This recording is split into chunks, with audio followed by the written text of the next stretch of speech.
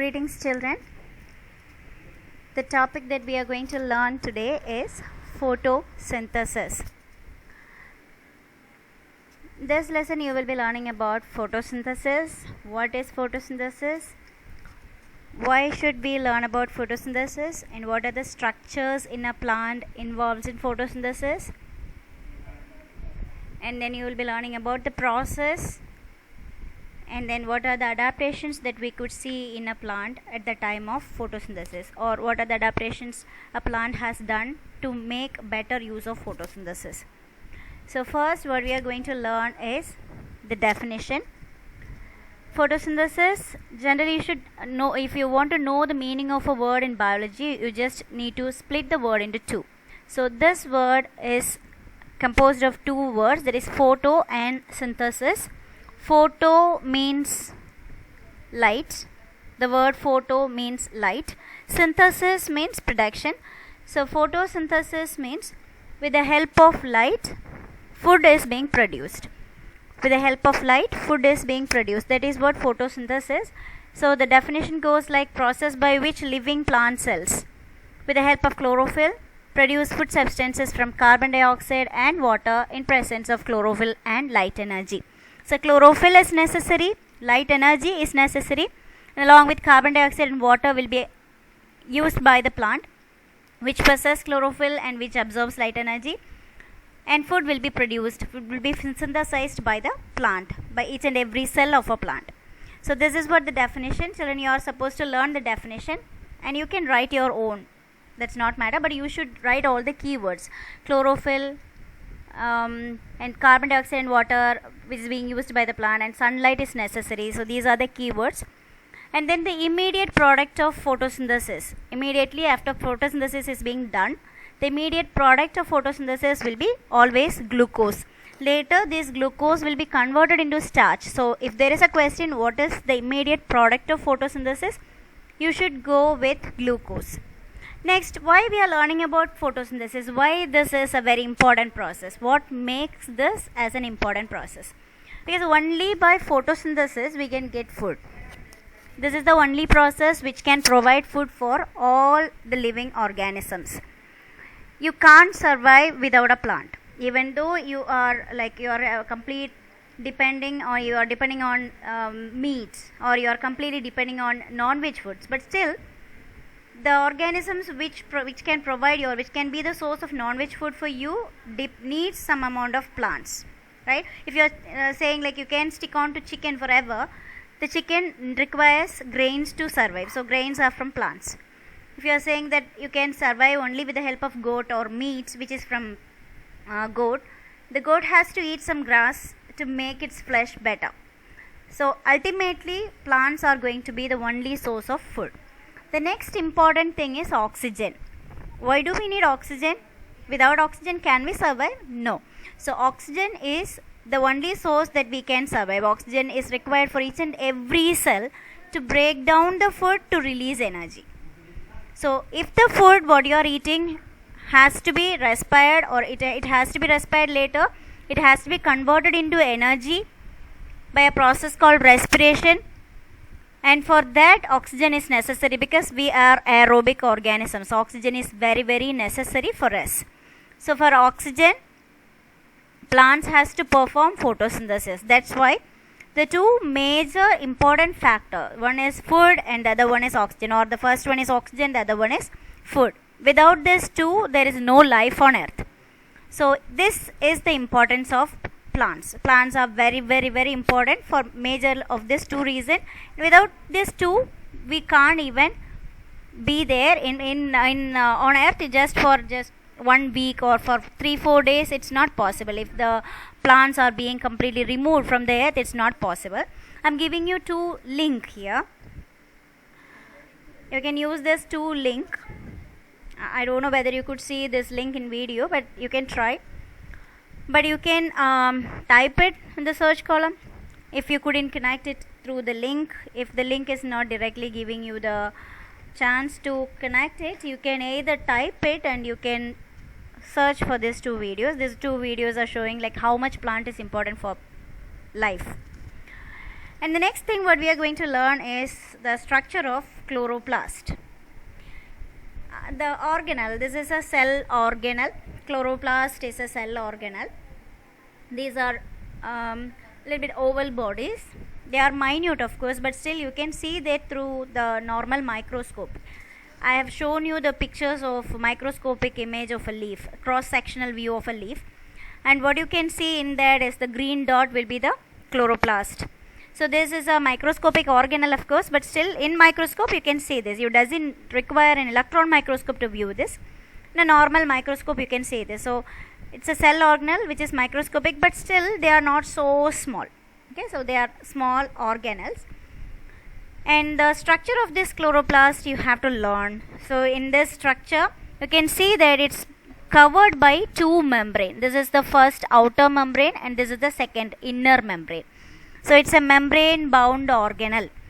While we talk about membrane bound organelle, one thing you need to be make sure that this membrane bound organelles are commonly found only in eukaryotic cells. Only in eukaryotic cells. And presence of chloroplast is a unique nature for plant cells.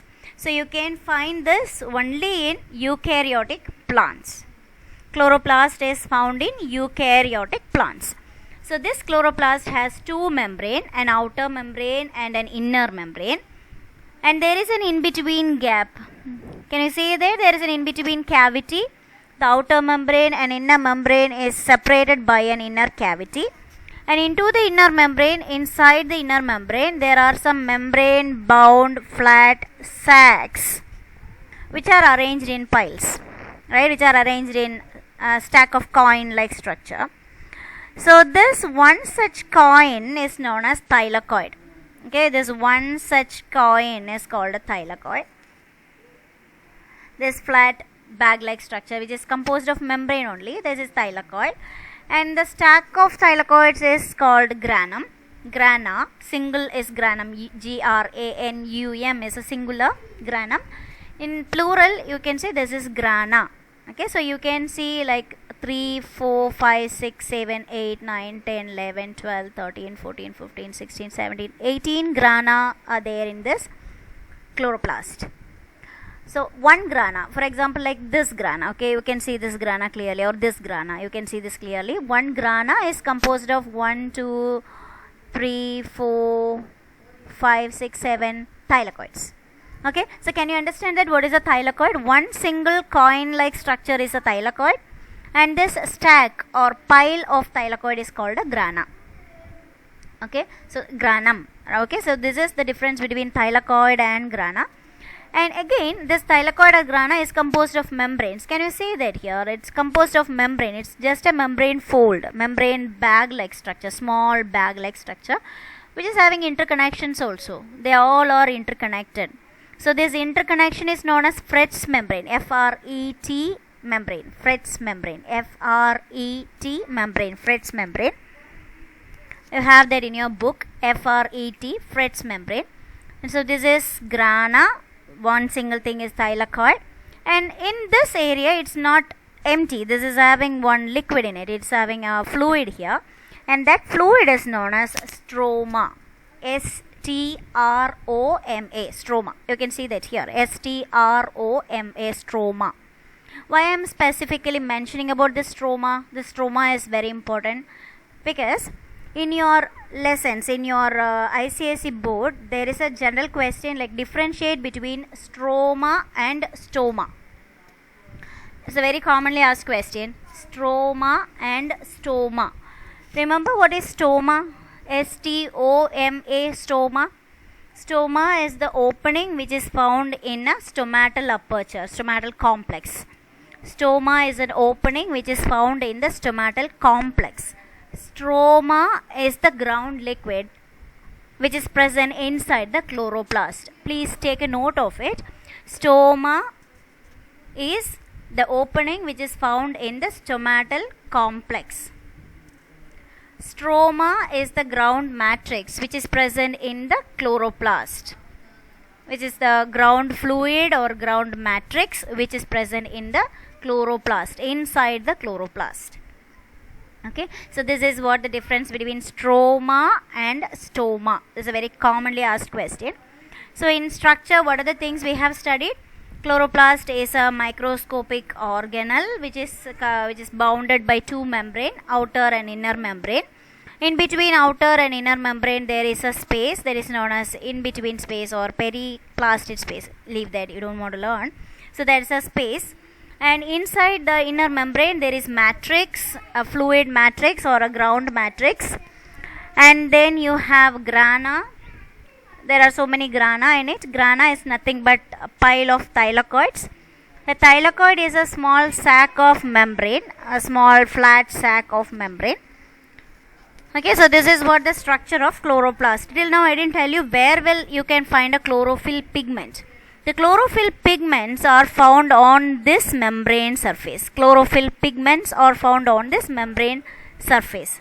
So on throughout this grana membrane you can find the chlorophyll pigments found on that, as like if you are sprinkling chili flakes on pizza, how it would be. So like that, you just imagine this thing as a pizza. If you are sprinkling chili flakes or pepper on an omelette, right? So you can imagine like that, this thing grana or this thylakoid. Over this thylakoid, over the membrane of thylakoid, you have chlorophyll pigments. To make it better, we can watch a video which will show you the inner structure of membrane. Okay, like leaf. What is happening inside a leaf? What is present inside a leaf. Okay.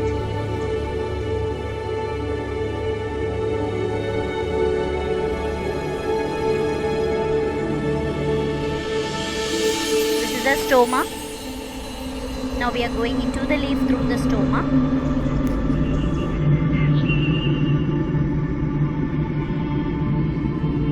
These are all the mesophyll cells. In between space also, so these are all mesophyll cells, and we are going through the intercellular space. Now we are going to get into a cell. Yes, we are. These are all the endoplasmic reticulum. We just went through all these organelles, microscopic structures.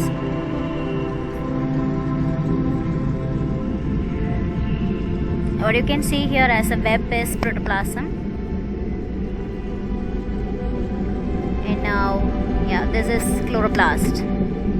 We entered into a chloroplast. Now the grana, and this is one thylakoid. Okay, we will land on a grana. We will land on one single thylakoid. Yes, we are going in. And these are the chlorophyll molecules. Okay, chlorophyll structure, this chlorophyll molecules. And you can see that light passes through that. You see that small photons of light, photons, okay, PHOTONs, photons. You can see that small photons of light passes through this chlorophyll pigment. Chlorophyll molecules like chlorophyll will emit out the oxygen. While you learn the process of photosynthesis, you will know that. So this video will tell you how this chlorophyll is arranged on the membrane of grana, on the membrane of thylakoid. How this chlorophyll pigments are found. Okay, so the very commonly asked question, the location of chlorophyll pigment. Location of chlorophyll pigment is it's found on the membranes of grana, on the membranes of thylakoid. So that would be the answer. So that is what the structure of chloroplast. And one more thing that you have to know is the structure of chloroplast. This chlorophyll pigment, mainly composed of this chlorophyll pigment, what you have seen in this video as a small chain of bead. This chlorophyll pigment is composed of carbon, hydrogen, oxygen, nitrogen and magnesium. That magnesium is very important. Generally they used to ask question in this element. The element that is necessary for the formation of chlorophyll is magnesium. Okay, the formation of chlorophyll requires magnesium, enough amount of magnesium. So magnesium is necessary for the formation of chlorophyll. And the next one, we are going to learn the regulation of stomatal movement. Before that, we should know like when sunlight falls on this. Now you have seen that in the video, the chlorophyll pigments. Yeah. chlorophyll pigments are found on the membranes of grana, and when too much sunlight falls on the chlorophyll pigments, listen to it, when too much sunlight falls on the chlorophyll pigments, the chlorophyll pigments are highly sensitive to light. Even if the sunlight is too less, or they are receiving very less intensity sunlight, sometimes the chlorophyll pigments will become active and they can do photosynthesis with less amount of sunlight too. But if the sunlight is too high intense sunlight falls on chlorophyll pigment, the chlorophyll pigment gets disturbed. They go disintegration process, that leads to that will be forming the degradation of chlorophyll, and that may be producing chlorosis on leaves. Okay, so that is one important thing that we need to know. Now the second one is regulation of stomatal movement, and the next thing that we are going to learn is regulation of stomatal movement. So you can see that this is a stomata. This is a real microscopic video. This is a stomata. Okay, stomata. This is two guard cell. This is one guard cell, and this is another guard cell. Can you see that very slowly this stomata is closing? You just observe it. Very slowly this stomata is closing. So what causes this closing and opening of this stomata? There are few theories to tell you about that. Now you can see that this guard cell becomes bigger in size. The guard cell becomes turgid, and which will be making the stoma closes. Can you see that now? The stoma is closing gradually. It's very slow process. It will be taking nearly some 3 to 8 minutes to close a stomata. 8 minutes I'm talking about, not the seconds. 3 to 8 minutes it will take to close one stomata completely. Now, to know about this stomatal closing, we should know one more structure of stoma, one more structure of this guard cell. And this is the guard cell. Okay, this is one guard cell. So this guard cell, it's having, this is the inner wall of guard cell, and this is the outer wall of guard cell. This inner wall of guard cell is actually very thick. The inner wall of guard cell is very thick, and the outer wall of guard cell is very soft. And when the cell absorbs too much of water, when guard cell allows endosmosis, the inner cell is a strong one, rigid one. Outer cell is a relaxing one, or else it's like soft one. It's a soft skin. So this cell becomes turgid. So outer wall layer will go extended, so that this thing will get pulled, and the inner layer becomes closing each other. Okay, they can't change the shape. Now the stoma is completely closed. Can you see that the stoma is completely closed? Right? You should know the structure. The inner wall is thick and the outer wall is very thin. Inner wall is thick and outer wall is very thin. So when the guard cell receives water, the outer wall goes out, or outer wall is bulged out, so that the inner wall is made closer to each other. Inner wall is pushed outside, so that the stoma becomes closed. Okay, so only two things you need to remember. When the cell becomes turgid, when the guard cell becomes turgid, stoma is closing. The reason behind this is the guard cell has inner wall, rigid inner wall, and relaxed or elastic outer wall. Rigid inner wall and relaxed or elastic outer wall, which will be allowing the stoma to be open or close. Now, what makes this endosmosis happen, or what is the reason behind this stomatal opening and closing? There are so many scientists to study about the reason behind stomatal opening and closing. We are just saying that water comes in and water goes out. What makes the water to come in, or what makes the water to go out? There are two major theories, two major accepted theories.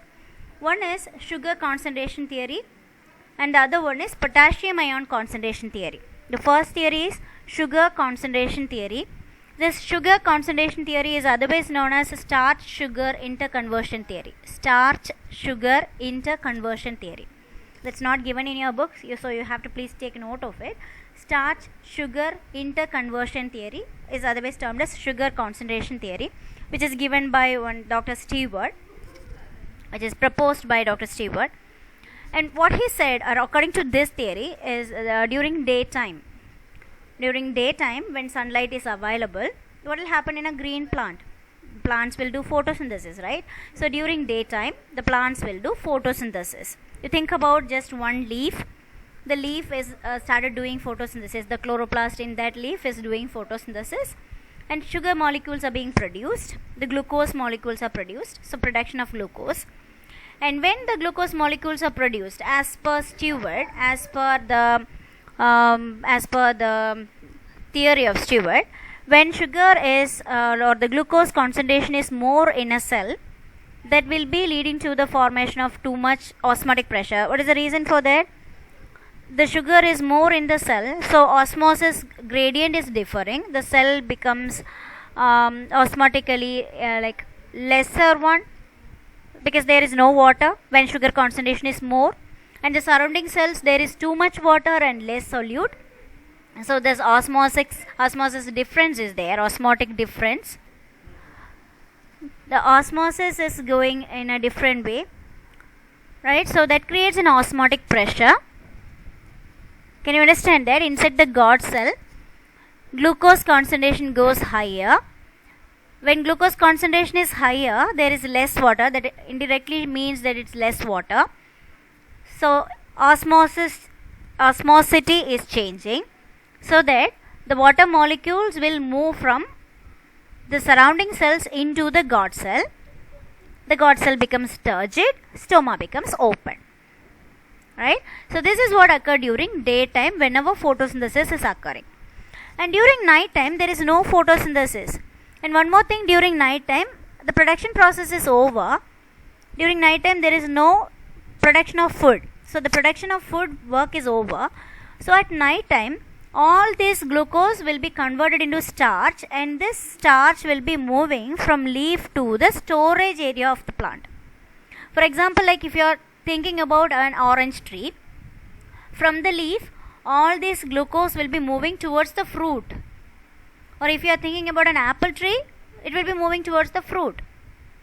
Okay, so this glucose will be taken out from the leaf. So when the glucose concentration is less in the leaf, when the glucose concentration is being reduced in the leaf will be having too much of water in it, and all this water has to go out because of osmotic gradient between that cell and the other cell, the nearby cell. Water has to go out, and the cell becomes flaccid and the stoma closes. Okay, so what is happening in the daytime is exactly happening in a reversal way in the night time or during night time. Okay, complete it goes upside down.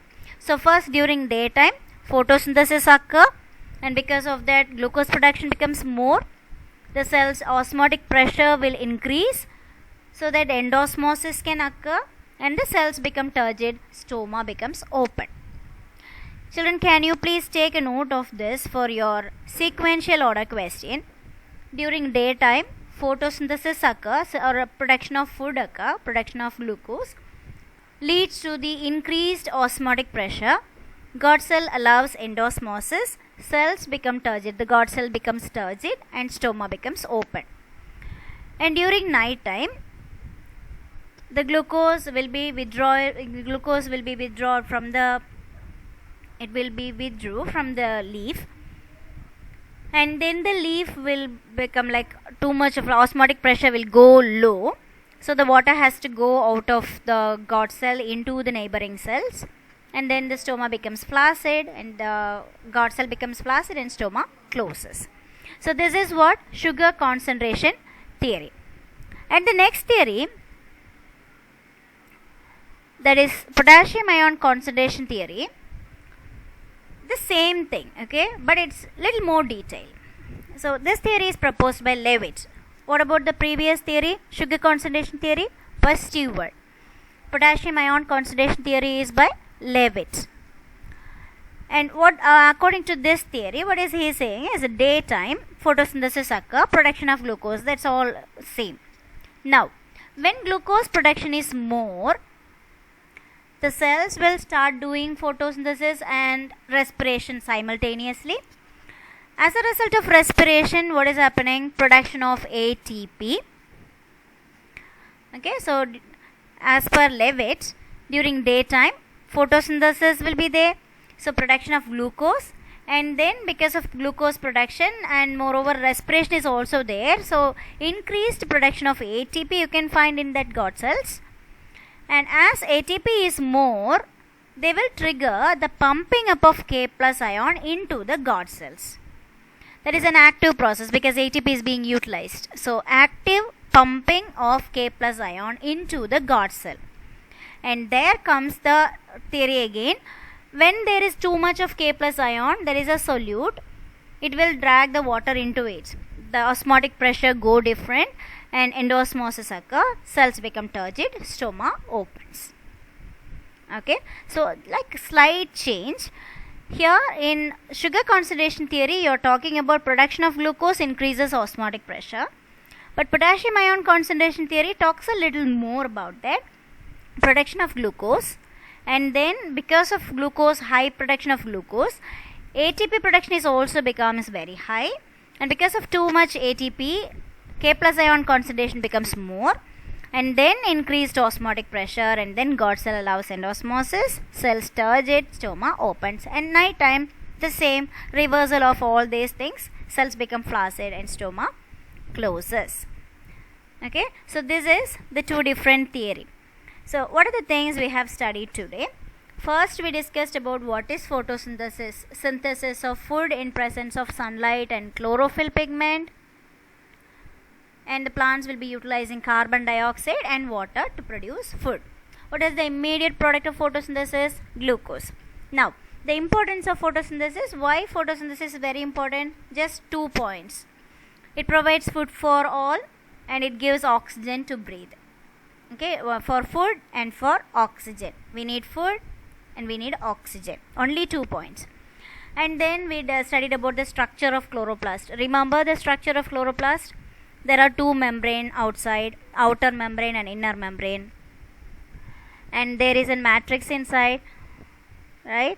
And just imagine that. Just imagine the picture. There are thylakoids. Thylakoid is one single structure. Thylakoid. Just check the spelling. Thylakoid. Thylakoid. One single structure. One single flat sac structure. And then grana. Right? And then grana. What is grana? It's a plural of granum. What is granum? A stack of or pile of thylakoids.